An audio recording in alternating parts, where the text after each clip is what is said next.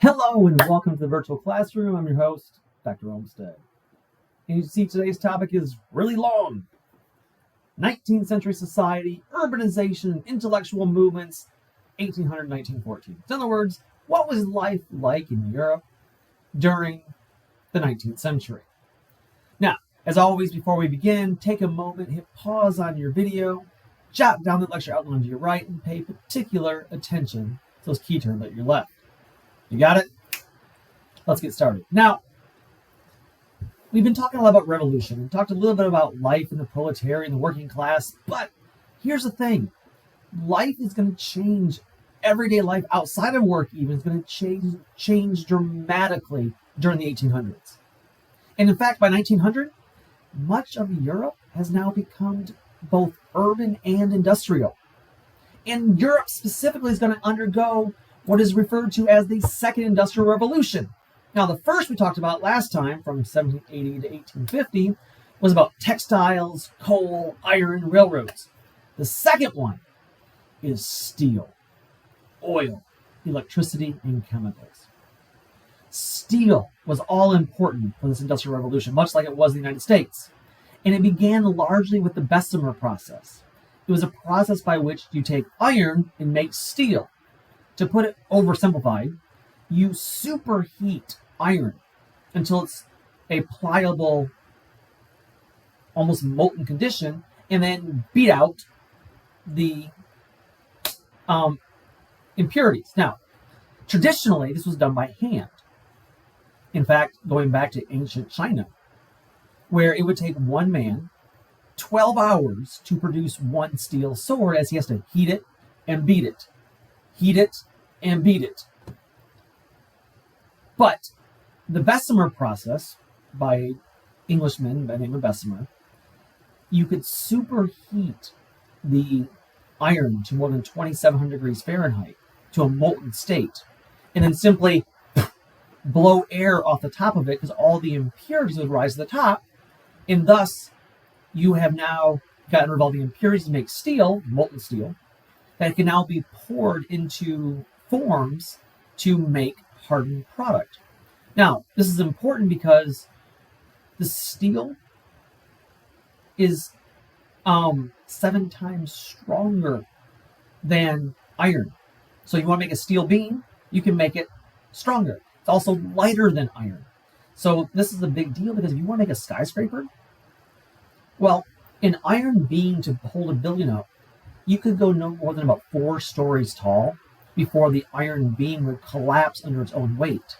Steel beams, because they're lighter and stronger, are able to build the modern skyscraper. Likewise, for railroad lines, a iron rail is only good for about 5 years. A steel rail lasts for 20 years, meaning that in the old days, prior to steel, mass produced by the Bessemer process, you basically, as soon as you lay a whole long line section of railroad track, you got to go back and replace it every 3 to 5 years. With steel rails, you can lay them down for 20 years and go on to build other track in other places, thus creating greater connection across countries and continents. Likewise, oil. Oil was important for the internal combustion engine, for the gears, keeping things loosened and greased so they wouldn't seize up in the machinery. And what is new in this era is the process by which we extract oil from the ground. Sir Edwin Drake, a man from Pennsylvania, discovered the process of essentially using oil derricks to pull or siphon the oil out of the ground.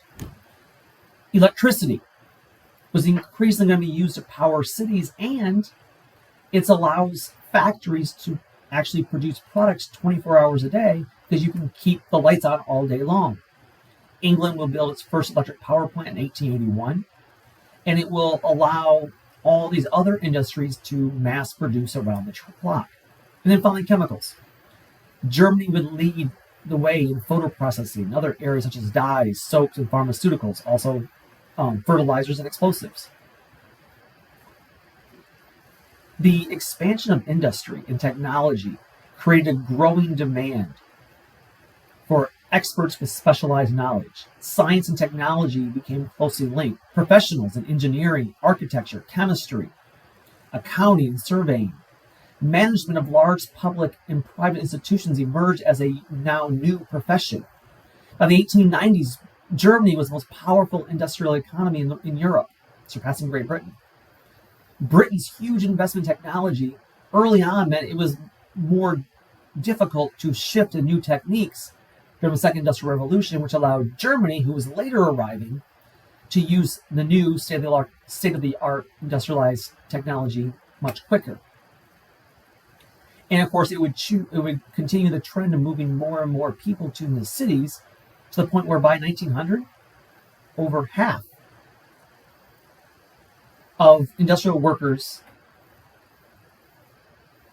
were now working in big countries like Britain, Germany, Belgium.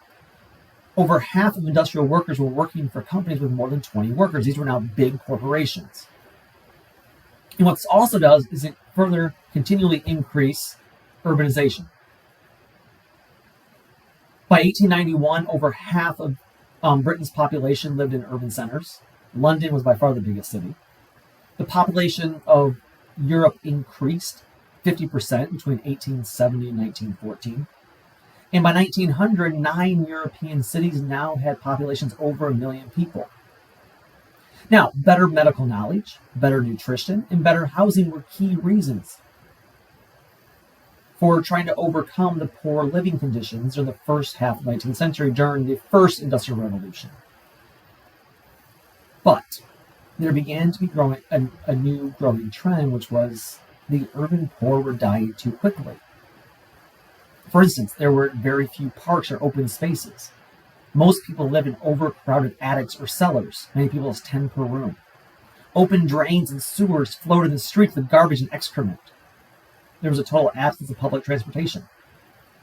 And what this changes is people began to push for change. And you'll see a parallel in the United States with the progressive movement. But in Europe, it began with Edwin Chadwick, who sought to remedy the high disease and mortality rate that occurred in cities. He became the most important reformer on living conditions in cities. He was influenced by Jeremy Bentham's utilitarianism, the idea of the greatest good for the greatest number of people. He saw disease and death as the primary causes of poverty, and created the idea of what he called the sanitary idea, that believed that disease could be prevented by cleaning up the environment, especially the urban environment. You need an adequate supply of clean, piped water to carry off the excrement from communal outhouses. And quite honestly, while there's initial outlay of cost, it was only cost in the end about 1/20 of removing it by hand. Britain, which had suffered numerous cholera epidemics, passed its first public health law in 1848.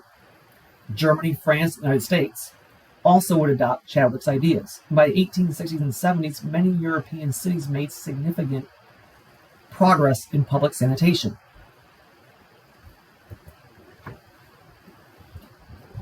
When it came to public transportation, urban planning, France took the lead.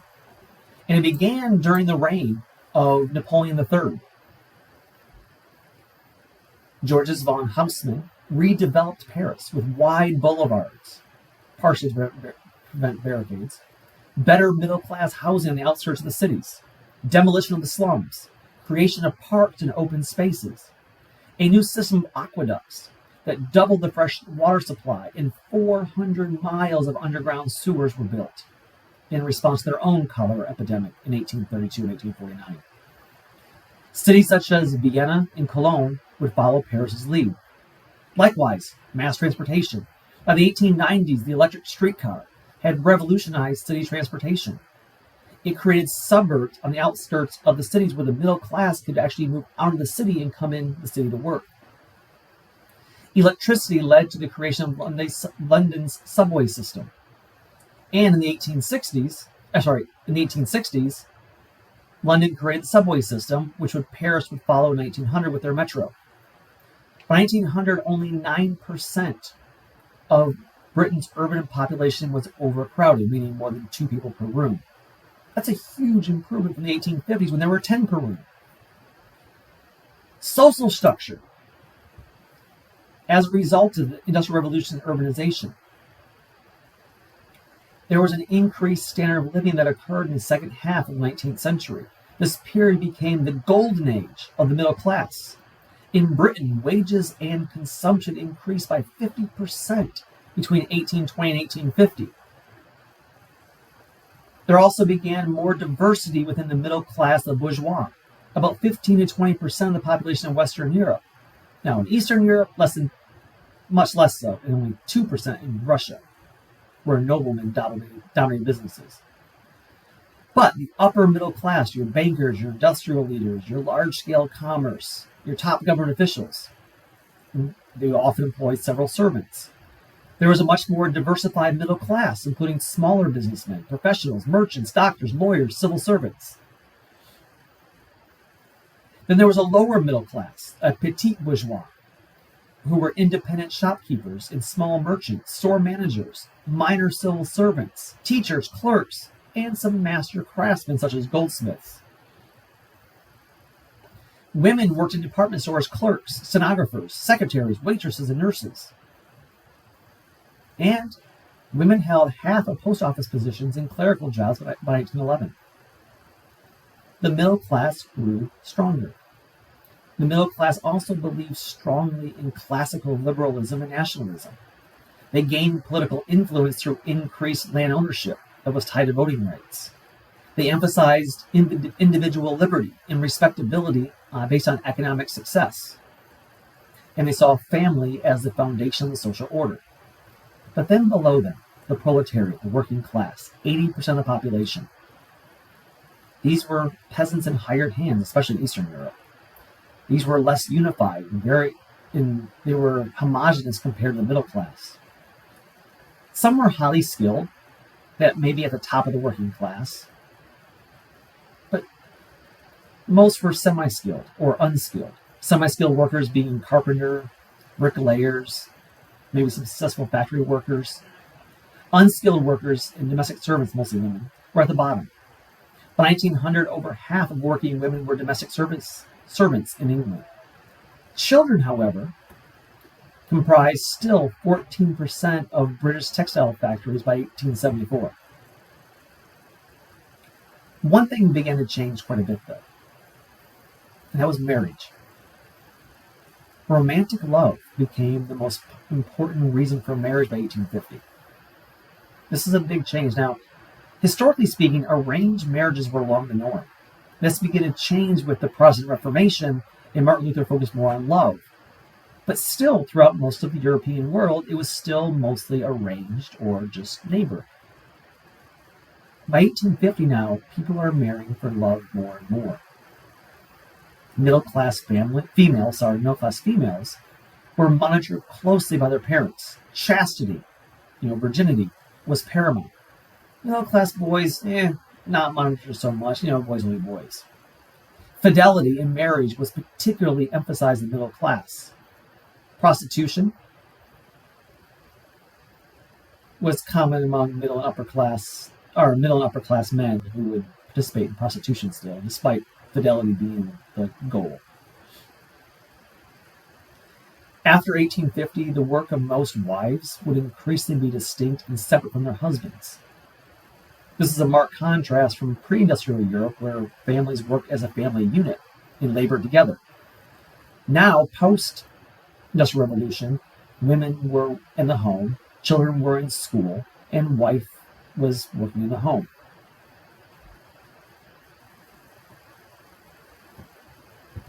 What was life like? Well, it was full of new inventions. It would mark what we refer to as the Belle Epoque, or fin de siècle, the end of the century. This period would later be looked on with fondness when we get to the World War I era. This was the good old days when things were much simpler, supposedly. We had all these brand new inventions, including the telephone, the automobile, the record player, the radio, and then finally motion pictures, in the beginning silent films. People were enjoying generally higher wages, while the price of food declined. In fact, wages almost doubled in Britain between 1850 and 1900. More money spent on clothing. Meat consumption and protein increased. Sports became a popular pastime. Soccer, rugby, bicycle and automobile races, track and field. In fact, there was a huge bicycle craze that swept Western Europe in the 1890s. And increasingly, women took part in these sports, including sports clubs and bicycling. The emerging sports culture mirrored the growth of aggressive nationalism. And some social Darwinists believe that sports competition confirmed the superiority of certain racial groups. Education as a whole would increase, leading to the further secularization of society. It led to increased literacy rates, though men higher than women, urbanites more frequently than rural folk. But, for sake of argument, by 1900, there was almost a 99% literacy rate in Germany, compared to just 25% literacy rate in Russia. There would also be great scientific advances. And to many, by 1850s, science had become basically a religion. People could see the link between science and technology improve the quality of life, like electricity or better medical care or even sewer systems.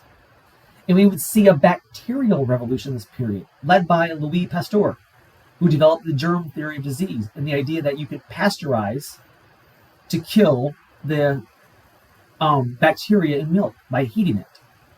And this would reduce food poisoning for millions of people. Or Joseph Lister, who created the antiseptic principle for performing surgeries, resulting in far fewer people dying from infection resulting from surgeries. Diseases such as typhoid, typhus, cholera, yellow fever were now under control thanks to vaccines. And Dmitri Mendeleev would organize the rules of chemistry by devising the periodic table in 1869. This would lead to the era known as positivism, led by Auguste Comte, who is known as the father of sociology. Under positivism, all intellectual activity progresses through predictable stages. Thus, humans would soon deliver the eternal laws of human relation through study in sociology. He believed that social scientists could help regulate society for the benefit of everyone. Comte became a leader in the religion of science and desire for rule by experts. Not to be outdone, but Charles Darwin wrote his book on the origin of the species by means of natural selection, 1859. Developed the theory of evolution that all life had gradually evolved from a common ancestral origin in an unending struggle for survival. The species best able to adapt would survive. Now, this of course had a huge impact on religion because it refuted the literal interpretation of the 7 days of creation from the Christian Bible, which created a crisis of conscience in some churches. This theory of evolution, however, survival of the species, natural selection, would be then adopted by Herbert Spencer into what was known as social Darwinism, in which he applied Darwin's ideas to human society, what he dubbed survival of the fittest. These are natural laws that dictated why certain people were more successful than others were not. Later used by imperialists to justify the conquest of weaker peoples, also used by industrialists to justify their wealth while many of the proletariat struggled for subsistence. Spencer's ideas were particularly embraced by the upper middle class. And basically the essential was, hey, any of you could become a wealthy capitalist, but the problem is you are too dumb, or you are too weak, or you are too stupid, or you are too immoral, you are too lazy. It's your fault. I'm just better at it. And therefore, I get what I deserve. I get wealth, you get squalor. And then, of course, there was Sigmund Freud, one of the three giants of 19th century thought, along with Darwin and Marx. In contrast to the rationalism of the Enlightenment, Freud believed that humans were largely irrational creatures. The human subconscious, the id, was not subject to reason. Thus, people were not in control of themselves as many like to believe. Freud emphasized that sexuality was the key driving force in one's psychological makeup. Freud was the founder of what was called psychoanalysis, believed that hysteria of his patients originated in unhappy early childhood experiences, where they repressed strong feelings. Under hypnosis, or through the patient's free association of ideas, the patient could be brought to understand that his or her unhappiness and then deal with it. We also get new physics, including those by Marie Curie, who discovered the first radioactive element, radium, in 1910, and Max Planck, who developed quantum theory. Subatomic energy is emitted in uneven little spurts called quanta, not in a steady stream, as previously thought. The laws governing the universe now seemed unpredictable. Thus, matter and energy might be different forms of the same thing. It shook the foundations of 19th century physics that viewed atoms as stable, indestructible building blocks of matter. And then, of course, Albert Einstein. 1905, his theory of relativity of time and space challenged the traditional ideas of Newtonian physics. He theorized that time and space are relative to the viewpoint of the observer, and only the speed of light is constant for all frames of reference in the universe. His E equals mc squared, that matter and energy are interchangeable, and that even a particle of matter contains enormous potentials of energy. Now, of course, this had huge impact. Darwinism further challenged the Bible's account of the creation of humans. Freudian psychology undermined the belief that humans were rational beings in control of their emotions. And the new physics shattered the popular belief that the universe could be easily explained or was rational at all. This especially came into challenge with the Catholic Church. Nationalism in some countries decreased the influence of the Catholic Church. Bismarck in Germany, we'll talk about later, attacked the Catholic Church. Likewise, the rise of liberalism seemed to further distance the papacy from society as the Pope remained extremely conservative. In fact, Pope Pius IX in 1864 issued the Syllabus of Errors that condemned liberalism and Italian unification. The First Vatican Council in 1870 proclaimed the doctrine of papal infallibility, stating that the Pope, in certain cases, was speaking divinely revealed truth on all religious matters. However, the increased popularity of rationalism and science caused alarm within the Church, while the rise of Darwinism further challenged traditional Christianity, as science increasingly seemed to answer many of life's mysteries. And so in 1891, Pope Leo XIII issued Rerum Novarum to permit Catholics to participate in the politics of liberal states. He condemned socialism and Marxism and defended private property, capitalism, yet he stated that workers should have a living wage and that capitalists should do more to provide welfare for their employees. His pronouncement led to the creation of Catholic parties and trade unions at the turn of the century. However, he also would witness in this era a huge decline in church attendance, the most pronounced being in the working class and skilled workers, because they were forced to work often 7 days a week, but even if they worked 6 days a week, they had little energy to go to church. It was mostly the middle and upper classes and the peasantry who maintained church attendance. Also note that it is the working class that was more liberal who began to question the infallibility of the church. Now, with this came something new, a new era, realism. The belief that literature and art should depict life as it really was. This is largely a reaction to the failed revolutions of 1848 and 1849 and the subsequent loss of idealism. France would see a strong development of the realist movement, including Honoré de Balzac, who wrote The Human Comedy, who depicted urban society as grasping, amoral, brutal, characterized by a Darwinian struggle for wealth and power, and Gustave Flaubert, who wrote Madame Bovary, portrayed the provincial middle class as petty, smug, and hypocritical.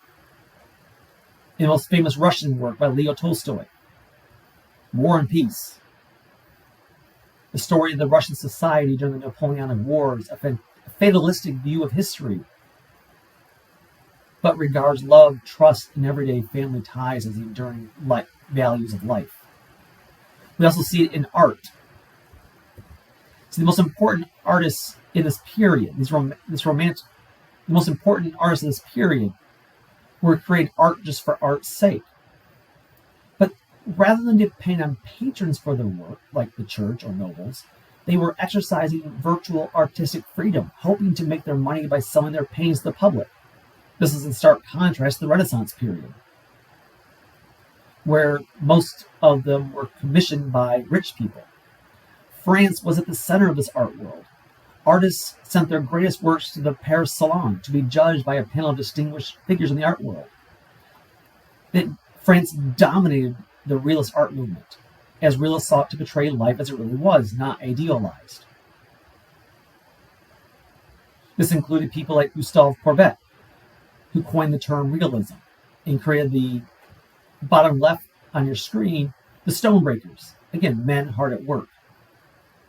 Or Francois Millet, the Gleaners, top left, who depicts farm women gleaning the fields after the harvest, again, working hard. Or Degas, for the Laundry Girls, depicting ordinary women performing unskilled labor, bottom middle. Or Manet, a French realist and impressionist painter who bridged both movements. And you can see it's not the best looking, or it's just real world, everyday life, not religious for religious sake. And this would evolve, as Manet did, from realism into what is called impressionism.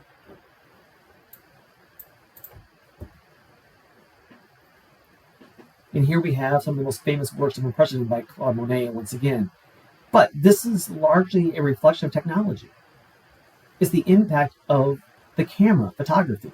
Because now that cameras could accurately capture a subject, artists moved away from trying to perfectly capture an image. Instead, they sought to create a momentary feeling or impression of light falling on real-life scenes before their eyes. They focused on landscapes. Paintings were done very quickly, and the advent of oil paints and tubes made outdoor painting possible. This would include famous Claude Monet, whose Impression Sunrise was considered the first Impressionist painting, and well known for his series paintings of the countryside, or Pierre-Auguste Renoir, who, in addition to landscapes, would often paint subjects in candid poses and nude figures.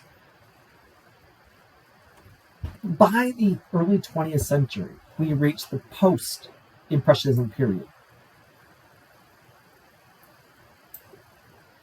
We would see depict worlds other than the visible world of fact.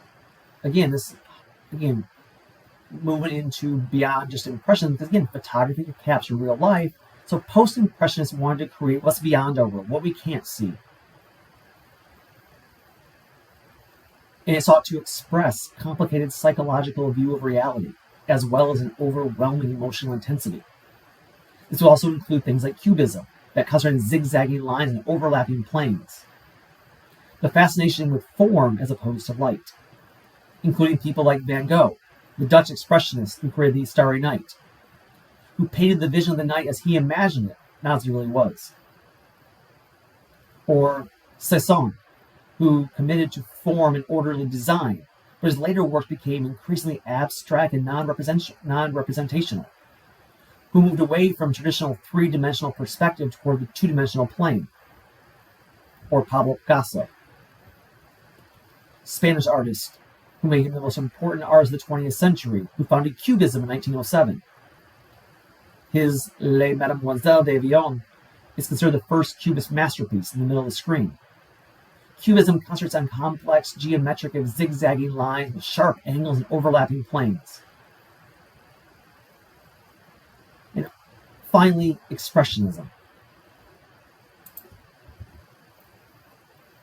In 1910 came the ultimate stage of development of abstract, non-representational art, or Expressionism.